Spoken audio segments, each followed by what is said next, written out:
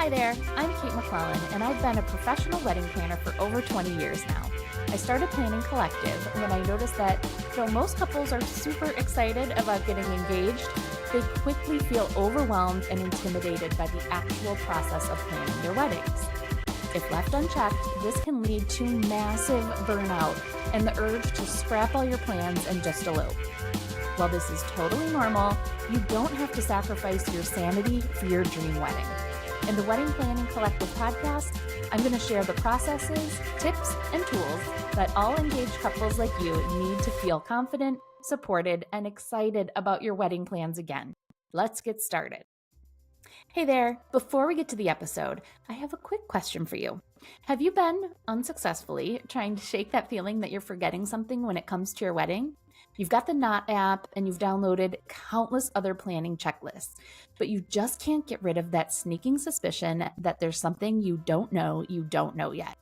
It's a very common feeling when it comes to wedding planning. So much so that I decided to put together a free resource to help get rid of what I call FOWO, the fear of wedding oversight. Yes, it does include that 12-month task checklist, but that's just the start.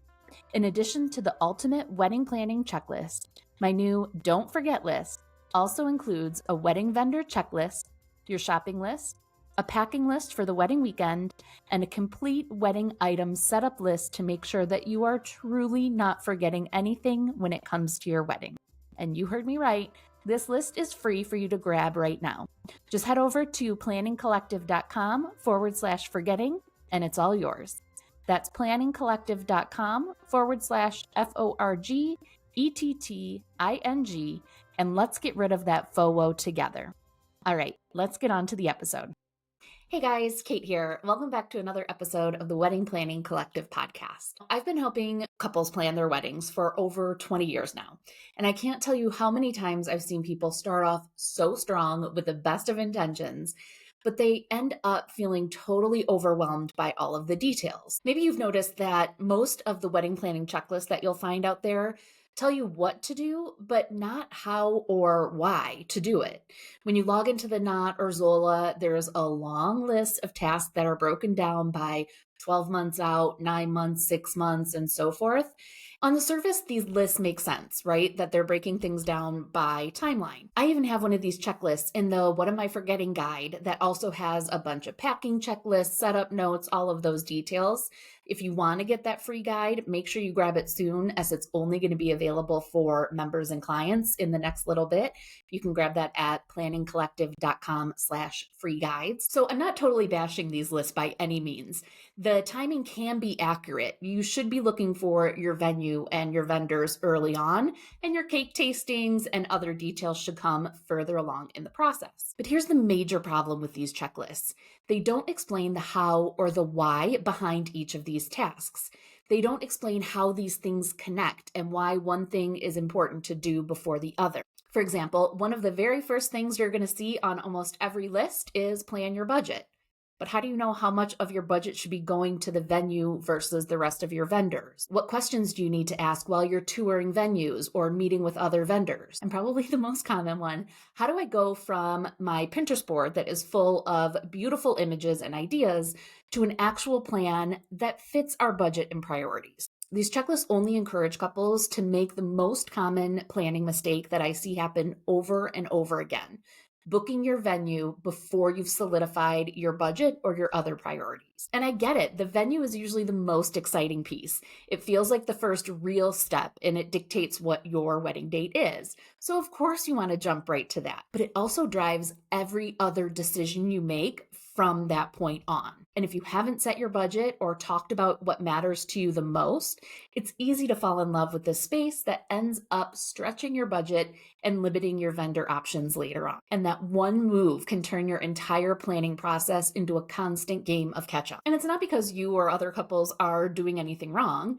It's because no one told you that there's a smarter order to follow or that there is a different way to do things. For most, this is the first and only wedding that you'll be planning. So how would you know any different, right? But in today's episode, we're going to fix that. I'm going to walk you through the why the order of your planning matters more than the timeline, and how following the right stages can make the entire process feel calmer, more intentional, and way more fun. Let's talk about what's really going on here. Why those 12-month out timelines might look helpful, but secretly set you up for so much confusion later on. Again, those online checklists aren't wrong by any means. They're just incomplete. It's kind of like trying to bake a cake and you have all the right ingredients, but you don't have the actual recipe to tell you what order you need to do things in. It might still come together, but it's going to be pretty messy and confusing along the process and likely not look as great in the end. All of this is why I now teach couples how to plan their wedding in stages, not as one giant checklist that can be overwhelming. Each stage has a specific focus. You're not trying to do everything at once. You're building on the foundation layer by layer. So every decision is going to support the next. I call it the planning path, and it's the 6-stage framework that I use inside the Planning Collective Blueprint to guide couples through the process. Let's do a quick walkthrough together. I often compare these stages to building a house. Stage 1 is the foundation. This is where you're building your base by defining your priorities, setting your budget, and sketching out your guest list so every decision that follows makes sense. Once we have that foundation, we can move on to stage 2, the structure, where we're starting to create the framework. We're choosing the date and the venue, you're hiring your core vendors, and you're starting to shape the overall look and feel of the wedding. Because we now have the structure in place, we can start working on some of the fun details like building your website, sending out save the dates, and booking the remainder of your vendors who will bring your day to life. Stage number 3 is all about the details because we have your structure in place. So now we can move on to the smaller things like save the dates, invitations, building your wedding website, and all of the little things that add up. Stage number 4, the finishes. So this is where we're going to refine and finalize things. We're talking about timelines, tastings, fittings, rental orders, and design touches that are really going to personalize your day. Stage number 5 is like moving day. The building is done, and now it's about organizing, mailing the invitations, tracking the RSVPs, finalizing the seating charts, and preparing your day of materials and vendors. And finally, stage 6 is the welcome party. And in this stage, we're talking about all of the things you need to know to fully enjoy your wedding day. It's finally time to celebrate, but you want to make sure that you are prepared. So we're going to talk about final payments, gratuities, packing lists, marriage license, and all of the final details that you need to know to enjoy the wedding week. Even if you don't join us in the membership, I want you to remember this. When you plan in stages, everything gets easier. It's not going to feel like you're juggling 40 different decisions and things at once. You can focus on what's in front of you before moving on to the next. Now, if you're thinking, that all sounds great, but how do I even know what planning stage we're in or what to do next? Don't worry, because I have you covered. When you join the Planning Collective membership, I walk you through a few quick questions that really help determine where you're at in the process. It takes less than 5 minutes, and once you know your stage, you're going to instantly see what you should be focusing on next. So whether you're just starting or maybe you're a few months from the big day, you'll have a clear path forward that makes sense for you. And wherever you are, just focus on that stage. Don't skip ahead and try to do it all at once. The reason I built the Planning Collective Blueprint is I want every couple to have all the information and details you need in one place, not scattered across 30 different Pinterest boards. You don't have to chat GPT to find out how to create your timeline because that is not going to work out well for you. It's all right there in the Planning Path Guide for you, and I walk you through the entire process. Each stage inside the hub has a list of key big wins for you that mark your accomplishment of that stage. Quick, to the point videos to give you the details that you need for each task. These are based around the real advice and conversations that I have with my clients as we're planning their weddings. There is a full and growing library of tools, templates, and other resources for you, including a full wedding planner document that you can customize on Google Drive, stationery, signage, and a wedding binder template that you can modify in Canva, amongst so many other things. And yes, of course, there are checklists because we all love that little dopamine hit that you get when you check things off. But inside the blueprint, each checklist is connected to these short videos, templates, and other resources that show you exactly what you need to accomplish that task. No guessing required. And to help keep you motivated, we have progress badges that help you celebrate the little wins. Plus, every month we meet live for sessions like wedding planning happy hours, your midday Q&A sessions, timeline reviews, and a wedding planning audit. I lead all these sessions so you can get real-time feedback, personalized advice, and a friendly planner's eye on your plans.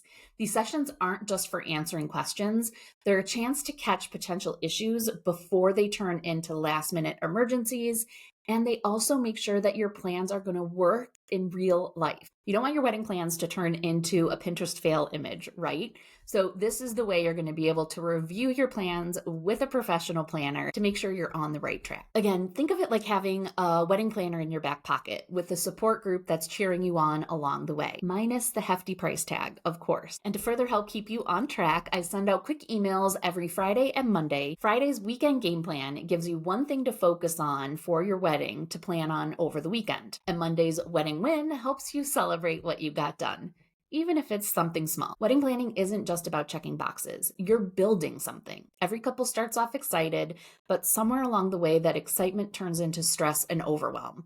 I absolutely hate it when I hear a couple say that the thing they're looking forward to the most is for the planning to be over with.